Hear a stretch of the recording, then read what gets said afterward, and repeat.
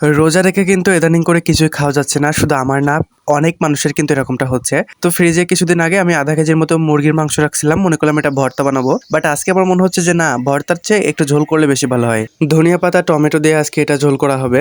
তো দেখতে পাচ্ছ এখানে সমস্ত মাল মশলা যা যা লাগে সবকিছু বেটে নেওয়া হয়েছে, আর গুঁড়া মশলা ব্যবহার তো করতেছি, তার সাথে আলু আর চিকেনটা কেটে নিয়েছি। তো রান্না করতে বসে গেছি। প্রথমে তেলের ভেতরে পেঁয়াজ কুচি দিয়ে ভালো করে ভেজে নিতে হবে। চিকেনটা আজকে আমি একটু হেলদি করে রান্না করতে চাচ্ছি, যেরকম টমেটো দিয়েছি, কাঁচামরিচ দিয়েছি, ধনিয়া পাতা দিব, পেঁয়াজের ভিতরে যাবতীয় গুঁড়া মশলা দিয়ে এখন ভালো করে কষা নিব।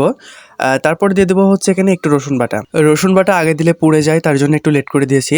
তারপর একটা টমেটো কুচি করে দিয়ে দিলাম হচ্ছে চিকেন আর আলু।